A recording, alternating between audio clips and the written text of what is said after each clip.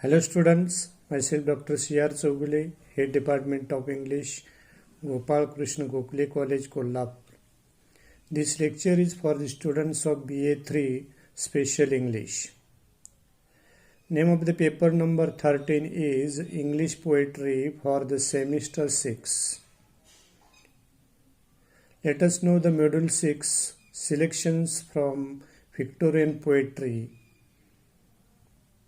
Poem number 2, My Last Duchess by Robert Browning.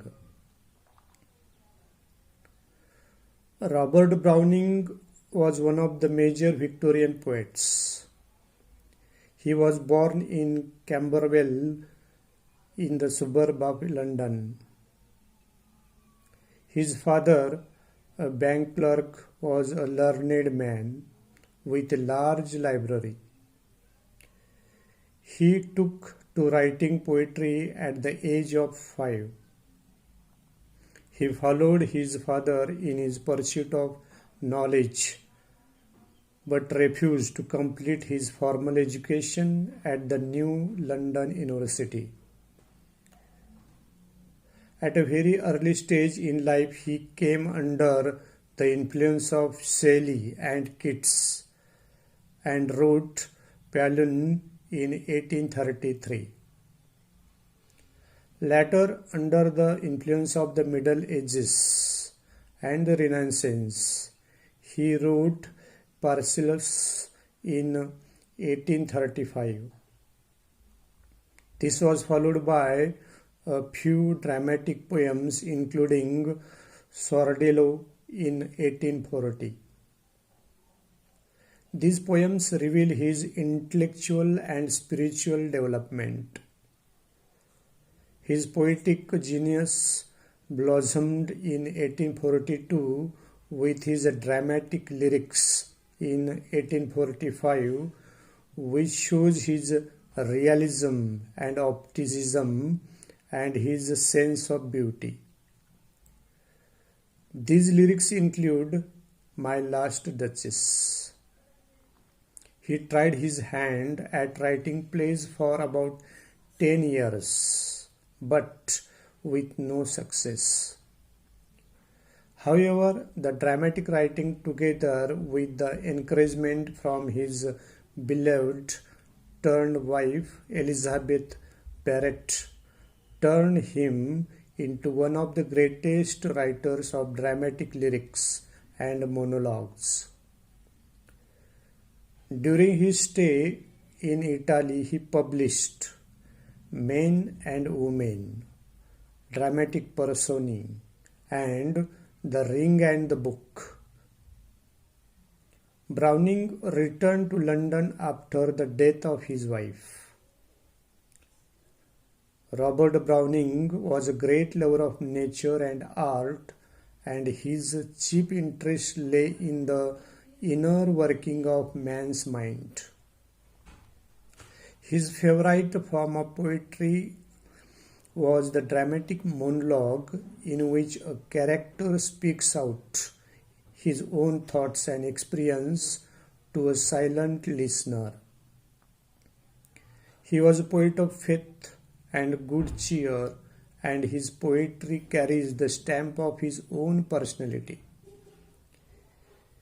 He was a portrait painter, essentially of the souls of men and women.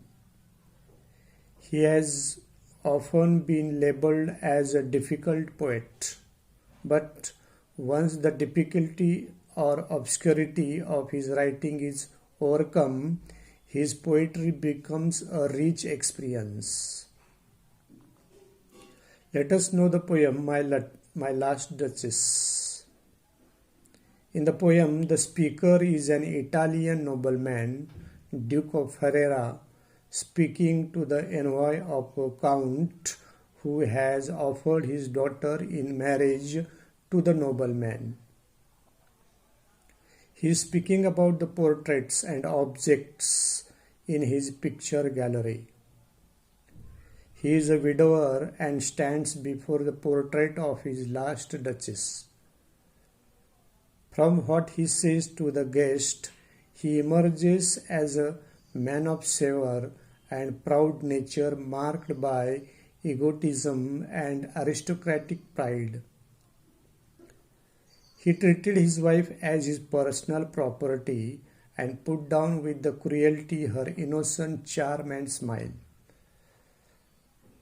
Although he is in possession of portraits and art objects, he is not a true lover of art, but one who takes pride in mere possession. In the end, it is the last Duchess who calls for our sympathy. From its shapes, we find that the poem is fairly long composition of 56 lines. There are no stanzas, but there are breaks within the lines, and the lines are not of equal length. Of course, there are short and long pauses indicated by the punctuation marks. The language of poetry is suggestive and metaphorical. The poet uses images, metaphors, and symbols, which are comparisons and analogies.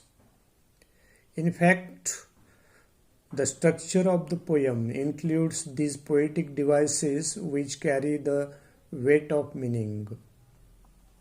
The title, My Last Duchess, is itself an image, a word picture drawn by the Duke, not by the poet. Although the Duke is describing the Duchess's portrait, the reader, along with the guest, watches it and begins to see the unfortunate lady and the arrogant Duke too. The title of the poem and the scene devices in it suggest the theme of the poem. The theme of the poem is concerned with a keen study of the human mind and behavior. On one level, the poem is a terse word picture of the Duke himself as brought out by the poet, and on the other, the poem is an account cum word picture of the lost Duchess as given by the Duke in the presence of the guest. According to a record, the protagonist of the poem is identified as the 5th Duke of Ferrara, an Italian nobleman of the 16th century. It says that this Duke was suspected of having poisoned his first wife 3 years after his marriage. She was 17 when she died. In this poem, the poet is studying the Duke at the moment of his negotiating another proposal of marriage. Within a short span, the main features of the Duke are touched upon by the poet. The Duke's haughtiness, cruelty, interest in the fine arts, and pride are carefully unfolded. Browning doesn't fail to depict him as an artist even in his cruelty. The Duchess stands as a charming, innocent, and generous woman who becomes a victim of her husband's arrogance for no fault of hers.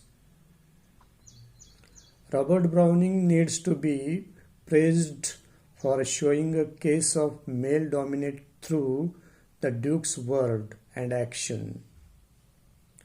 The theme is developed with the necessary tools for portrayal and creating the necessary atmosphere. Thanks for listening me carefully and attentively. Thank you.